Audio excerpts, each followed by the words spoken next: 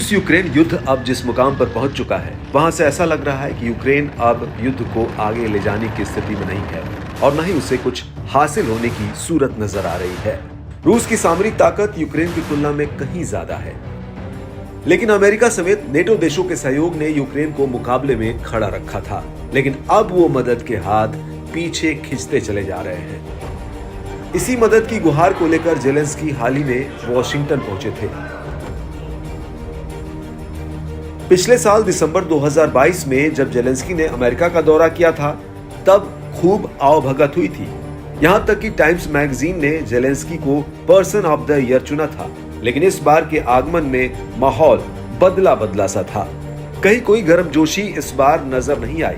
न ही वॉशिंगटन की इस बैठक के बाद जेलेंस्की को कोई सफलता हाथ लगी।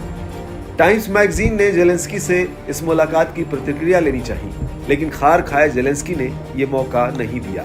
फिर जेलेंस्की के ही टीम के एक सदस्य के जरिए जो पता चला, वो इस मुलाकात की पूरी कहानी बयां कर रहा था। उन्होंने बताया कि जेलेंस्की अपने पश्चिमी सहयोगियों से धोखा खाया हुआ महसूस कर रहे हैं। इन सभी ने उन्हें बिना हथियार के बस हारने के लिए छोड़ दिया है। इस तरह से वो जीत तो नहीं सकते, बस किसी तरह जिंदा रह सकते हैं। अमेरिका का विपक्ष तो यूक्रेन को दी जाने वाली सहायता के पूरी तरफ खिलाफ रहा है। जेलेंस्की के इस बार के दौरे पर इसका असर साफ दिखा। कांग्रेस के नेताओं ने जेलेंस्की को कैपिटल हिल पर सार्वजनिक भाषण देने तक से मना कर दिया। यहां तक कि जब जेलेंस्की के सहयोगी ने ओपरा विन्फ्रे के साथ जेलेंस्की के एक इंटरव्यू की कोशिश की, तो वहां भी निराशा हाथ लगी। जेलेंस्की ने अपनी इस यात्रा के दौरान साफ तौर पर महसूस किया कि इस युद्ध में अब पश्चिमी देशों की रुचि काफी कम रह गई है। उन्होंने इसको लेकर कहा कि यह देखना डरावना है कि दुनिया का एक हिस्सा यूक्रेन के युद्ध का आदी हो गया है। युद्ध से थकावट एक लहर की तरह आती है।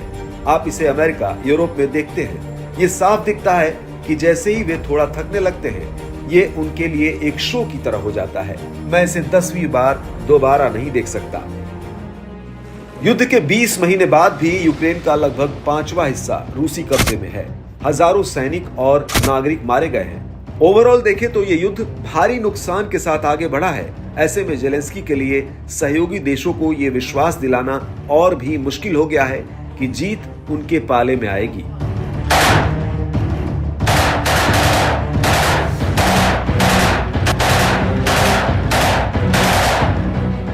दूसरी तरफ इजरायल में युद्ध छिड़ने के बाद दुनिया के साथ साथ सहयोगी देशों का ध्यान यूक्रेन से हटकर उस तरफ शिफ्ट हो गया है।